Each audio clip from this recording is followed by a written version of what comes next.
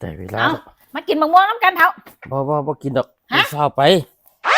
ยังเอ้าจะสิฟ้าไปยังเคยลืมบอกเจ้าติเฒ่าบอกยังเถอะว่าแม่นบอกแล้วแม่แม่นหยังล่ะโอ้ยไปบ้านหาเมียเก่าจะข้าวไปฟังก่อนแม่นหยังไปแบ่งมูลแบ่งมังกันแบ่งมูลแบ่งมันหยังเอาแบ่งสินสมสร้างนะเนาะที่เฮ็ดไว้น้ำเขาให้ไปแบ่งยามาแต่หลายปีแล้วแต่ว่าบัดนี้สิไปแบ่งของกันจะได้บัดนี้เขาย้อมแล้วติเฒ่าย้อมแล้วเนาะมันก็สิเอาผัวใหม่แล้วเนาะมันต้องแบ่งบ่ซั่นเราค่อยก็บ่ย้อมคือกันบ่ล่ะจิเฒ่าแม่นหยังอันใดพอแบ่งเครื่องได้แบ่งเบิ่งเบิดเลยนะเฒ่าแบ่งอันใดที่เจ้าหามาหรือว่าอันใดก็ซ้ำล่ะเฒ่าแบ่งเครื่องให้เบิดทุกอย่างเลยนะเฒ่าฟังความข่อยเด้อแบ่งเครื่องให้เบิดทุกอย่างเลยเด้อทุกอย่างเลยดิเฒ่าทุกอย่างต้องได้เครื่องกันโอเคจักบ่มันก็ต้องอย่างนั้นอยู่แล้วมันจังสิบ่ได้เสียเปรียบกันเจ้าต้องแบ่งเครื่องให้ได้ทุกอย่างเลยฟังความข่อยดีๆแบ่งเครื่องเล่นบ่ทุกอย่างเด้อทุกอย่างเลยได้เจ้ามีอันใดที่สินสมสร้างมานํกันน่ะ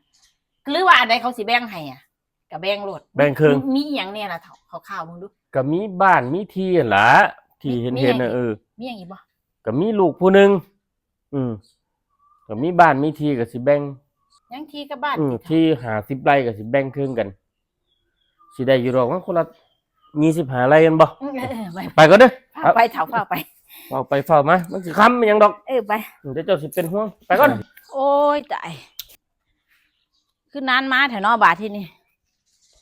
โอ้ยเนาะโอ้ยคือนานมาแถวต้องหามึงกันนะ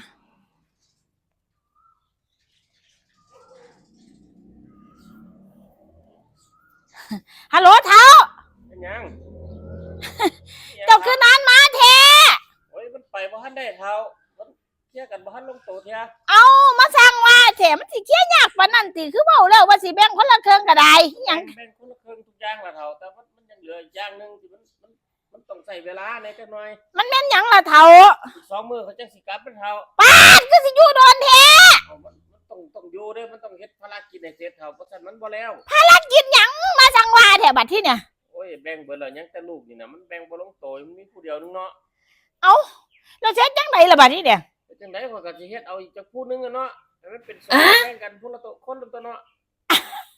เสียเอาอีกผู้นึงโอ้โหเท้าเป็นหยังอันนี้เจ้าย้อมเขาบ่ได้จีเจ้าบ่ต้องแบ่งครึ่งก็ได้ดอกวะข่อยว่าเนี่ยมันบ่ได้มันต้องแบ่งครึ่งเท้ามันต้องแบ่งครึ่งเดี๋ยวถ้าบ่ติดนี่ก็ต้องมาซ้ำอีกเด้เท้าต้องกลับมาซ้ำอีกพูดว่ามันบ่ติดนะครับมันบ่ได้อีกผู้นึงก็ต้องกลับมาซ้ำเรื่อยๆจนมันได้โอ้มันบ่จบเท้าตามที่เจ้าบอกเลยเท้าโอ้ยอย่าว่าจังซั่น